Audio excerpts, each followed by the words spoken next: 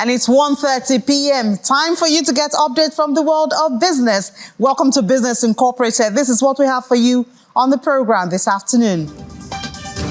And we're expecting that report, unemployment report from the NBS in Nigeria. First time in a very long time. And in Ghana, the Defense Ministry is warning traders against doing business with ventures in Niger. As BRICS comes to an end today, South Africa signs agreement with some Chinese entities.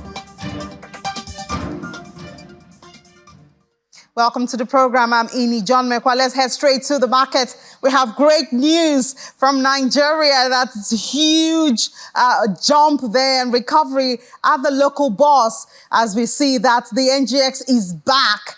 More than the 65,000 up to 66,000, more than 1% gain at intraday. I'm sure at News at 10 you'll get the details of it, so you don't want to miss that with Will Ebong. So the market 66,176.16 at intraday, a good one for Nigeria. South Africa is also up 1.01% at 74,772.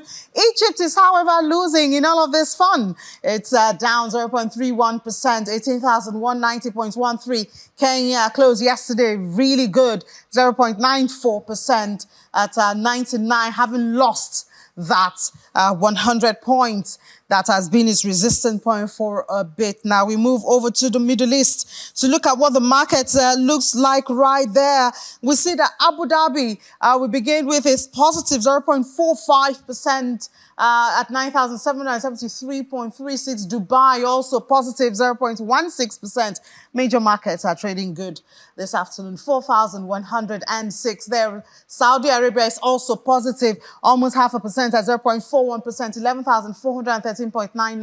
Qatar is also positive 0.42% at 10,375.32. Let's head over to Berlin now, find out what's happening there at intraday. Germany has been reassessing its relationship with China for a while. And this week, some numbers show that there's indeed a course change happening. And Lars Holter joins us now with the details of that change between Germany and China. Hi, Lars. Good afternoon. What are the details of the change that has been experienced so far? Yeah, thanks for having me. Indeed, a government document has come to light that has some interesting numbers. According to the data here, the volume of investment guarantees provided by the government to companies investing in China has collapsed this year. It's a clear sign of Berlin's efforts to end over-reliance on the country. Let's look at some numbers here. This year, only 51.9 million euros in guarantees have been issued, and that is less than a tenth of the almost 750 million euros in guarantees issued over the whole of last year. This is clearly part and proof of Germany's new China strategy, which has just been introduced in July. It warned that investments in plants in China could lead to sensitive technologies being given away. And we've seen this many times over the last few years. So I'm just wondering, I know a lot of things happening around the world, especially with the war going on in Ukraine, but why now? Why fighting or changing the relationship with China now? Short answer, because what started out as a great trade relationship between the two companies has become very uneven and flat out dangerous to Germany's economy. China became Germany's biggest trading partner back in 2016, and both countries prospered from Germany selling their precision machinery that had China become the main supplier of manufacturing goods to a globalized world. Last year, the Germany-China trade hit 300 billion euros. All while, as many politicians have been pointing out, China has changed. German Secretary of State Annalena Baerbock just said it again earlier this week. China has apparently no interest in an even trade relationship with Germany. There have always been problems with Berlin complaining about a lack of a level playing field. As in, Chinese companies can freely invest in Germany, but German companies have only partial access to the Chinese market and can only invest there with a local partner. So there were many reasons for Germans to be unhappy, but one factor came in last year, and it has nothing directly to do with China. It was Russia's war in Ukraine, when Germany, like others in the West, put heavy sanctions on Russia and learned the hard way how dependencies on one large partner can come back to haunt a government. It seems the government wants to avoid these huge investment partnerships that it can't control and that it cannot necessarily rely on once the political environment turns sour. And I'm wondering how this would change for companies dealing with China and, relationship around there. Well, it's a continuation of what companies and markets have been dealing with for a while. The German government, like the EU, has discussed de-risking from China. A quick reminder here, there was some initial talk about decoupling from China, but that, of course, did not only sound a bit harsh, it was frankly overshooting.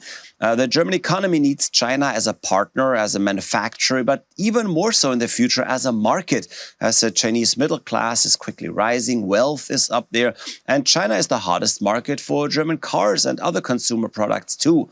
But as Germany needs China and is clearly interested in good trade and some investment, it wants to avoid ever being dependent on the country.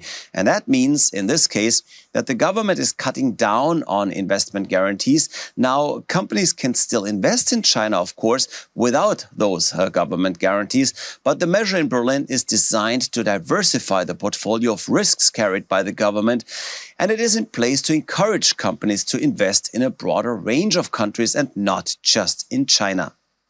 All right, Lars, thank you so much for that. Obviously, we'll look forward to that change and see the difference it brings in market and relationships. Let's head straight to our London studio where Juliana is standing by. Good afternoon, Juliana. Well, UK retail sales slide by the most in over 2 years. Cost of living issue, of course, is at the top of it. But what else can we learn from this?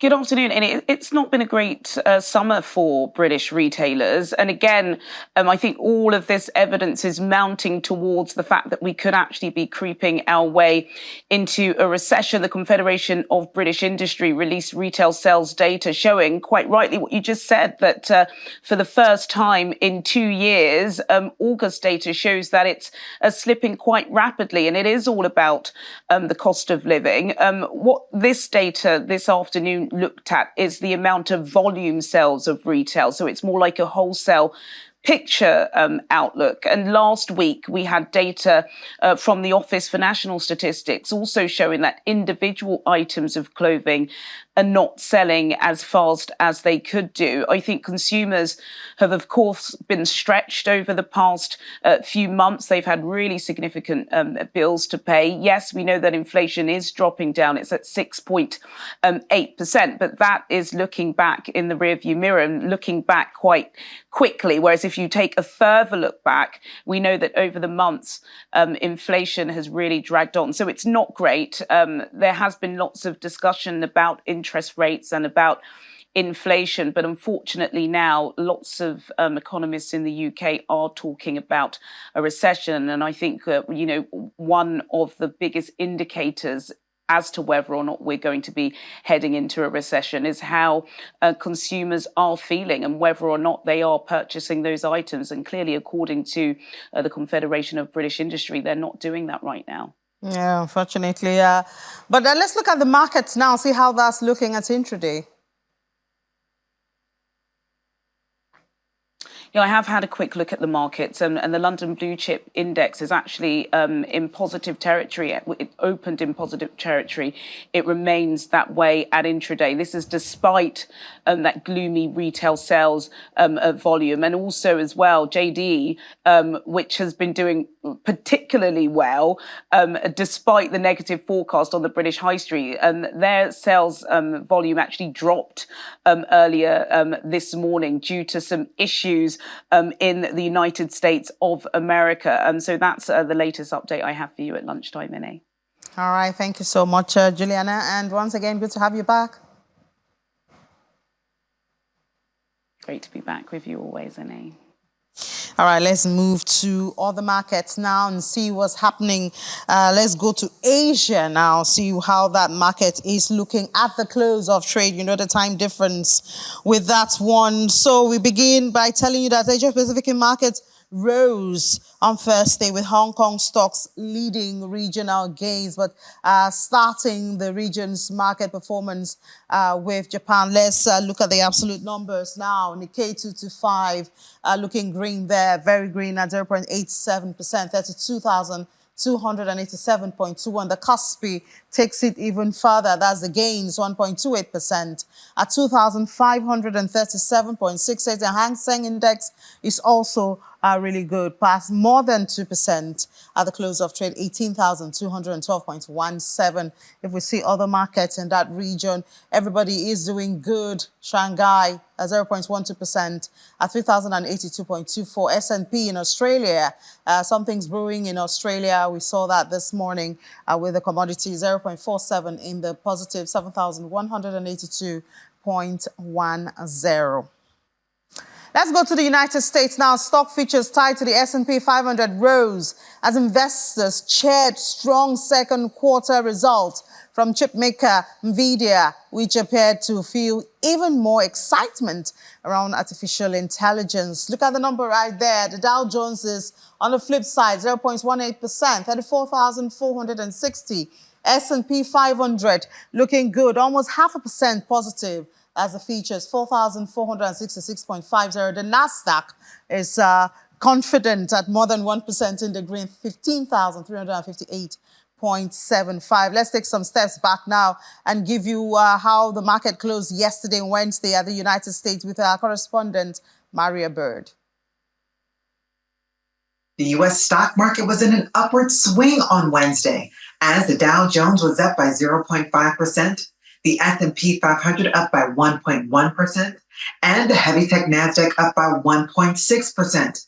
Many blue chips made things look great for the tech industry, as NVIDIA is showing that AI could be up in the earnings for its second quarter. This is also clear that the U.S. economy could be dependent upon AI to bring it out of a bit of a slump, as retail has not been as strong as expected for this quarter. Many investors are watching to see what will happen next and how the NASDAQ will respond, as it's in its third day of a winning streak. Thank you, Maria. And now let's head to South Africa, the action country for this week, where a lot of world leaders are. And I believe they've agreed to expand BRICS and add Saudi Arabia, Australia, Egypt, adding here Nigeria. Well, we're having our correspondent who's been covering this from the very first day. Innocent Samosa joins us from Johannesburg. Hi, Innocent. Another day, another coverage, another conversations. What have you heard from the leaders today? Indeed, Ini, another busy day.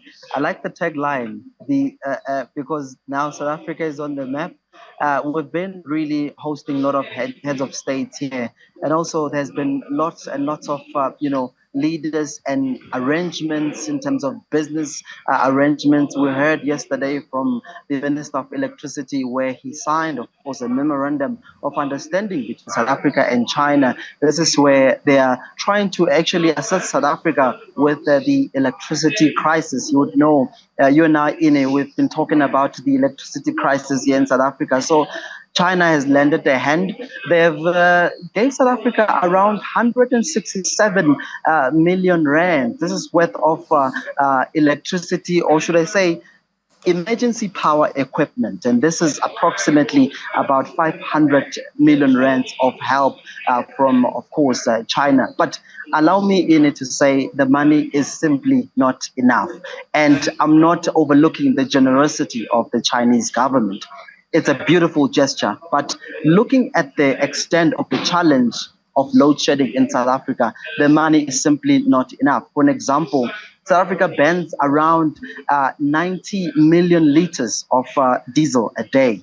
And of course, diesel is around 21 rands and 91 cents in South Africa. So that just goes to show that it does, the money is really not enough, and government really use a lot of money to ban fuel. But also, it's a beautiful gesture from the Chinese government. But also, my challenge with the Minister of Electricity, Ini, is that in many a times he fills the air with really jargons and big words that really an ordinary person on the street won't understand what he's essentially talking about. But maybe that's the language for politicians here in South Africa. But also, it's a beautiful gesture from from the Chinese government. How will this help South Africa? I guess it will help South Africa, given the fact that they will help South Africa to ban coal with less emissions. As you know, that different countries are really moving towards this, mitigating emissions and climate change. So the interventions of Chinese government to our energy crisis will really go a long way in helping South Africa. But also, as you've mentioned in your opening remarks, yes, indeed, they've granted 6 countries to join the BRICS and the BRICS bloc. Yeah, thank you, Innocent. I tell you, I'm looking forward to your full reports that will capture most of the high points. The issue of de-dollarization is another area I'm also looking forward to, and I know you will give us all the gist in your report. So thank you so much, and do well done. Share our greetings with the Bureau Chief, Betsy. That's, we're getting your vibes back here in Nigeria. All right, just before we go on break, one of the things that Innocent was talking about there was that South Africa's minister in the presidency for electricity had signed a joint memorandum of cooperation with Chinese entities on behalf of the government of South Africa. As we know, that country has been dealing with the issue of electricity supply.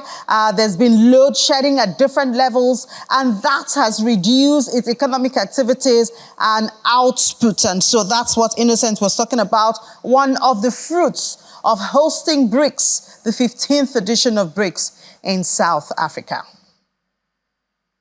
All right, let's take a break now. When we come back, onions, have you ever thought of it? Or you just eat your food and not wonder whether it's there or not? Well, we'll talk about it after the break here on Business Incorporated.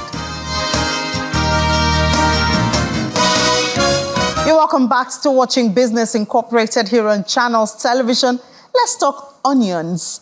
Now, the price of 50-kilogram bag of onions in Nigeria has increased by 37% from 40,000 to 55,000. I guess we shouldn't be surprised. Everything has gone up now, including tomatoes and peppers and, all the condiments that we use for our food. But I wonder how much it affects you. I guess that Daniela will paint a better picture for us. Hi, Daniela. Good afternoon.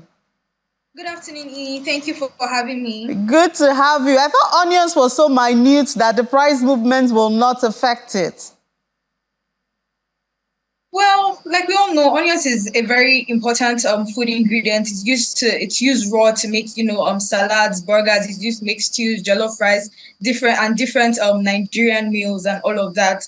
And it's also affected by seasonality, because in Nigeria, seasonal fluctuations is a key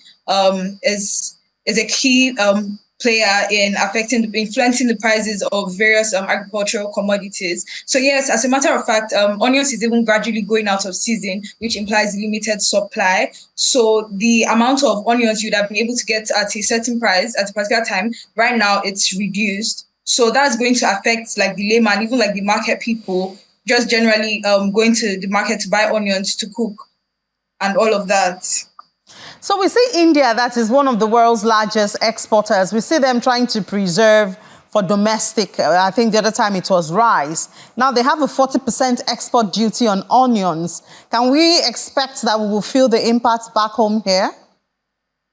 Yes, so to give a big context to this, so because India is like a major player in the global onion market, so the price of onions in India increased by about 20% due to adverse weather conditions. So that's why they had to put in the 40% exports duty on onions. So in India, what that's going to do is to increase domestic supply and availability of onions there. That would rein in the price of onions in India and kind of reduce price fluctuations there. But globally, it's going to reduce the supply of onions. And for countries that import onions, there is going to be some sort of shift in sourcing. They are going to have to look for other countries, alternative sources to import onions to meet up with their domestic demand. That's going to lead to increased competition and increased price of onions globally. So yes, even if Nigeria doesn't import onions as much, but we still do import onions. So as obviously that's going to it's going to feed into the price of onions. Yeah, you did say at the beginning that it's a seasonal crop, and like a lot of crops in Nigeria, we have them much on season, and when it's not available, the off season, then it becomes more expensive. Are there opportunities in the value chain, that can help us sustain it all through seasons and perhaps even export it? Yeah, so in terms of, optimization and increased efficiency in onion production in Nigeria, some of the opportunities include improved infrastructure. So because onions is majorly produced in the northern part of Nigeria, it has to be transported to different regions. So if there's increased infrastructure, increased investment in our road infrastructure, that will help to, kind of reduce the transit time of transporting these onions. Then also improvement in the storage facilities to reduce post-harvest losses and increase the shelf life of onions. There's also opportunities for increased supply chain collaboration and value-added processing of onions. And generally, government policies or any incentives to kind of boost onions production in the country. All right. Thank you so much, Daniela, for giving us that update and perspective on onions. Enjoy the rest of your day. Thank you. Thank you.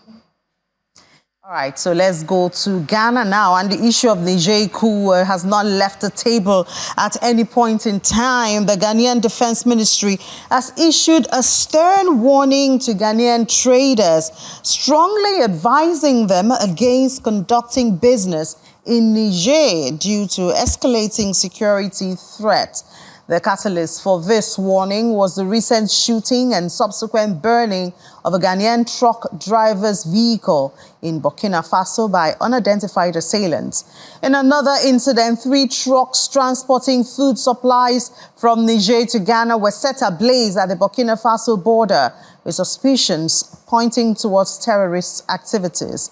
The country's deputy defense minister, in an interview with journalists, expressed that the challenges faced by Ghanaian forces in protecting the traders and drivers are beyond Ghana's national borders, particularly in areas beyond its territorial jurisdiction. He urged Ghanaian traders and drivers to exercise extreme caution and refrain from conducting businesses in Niger until the situation in the country improves.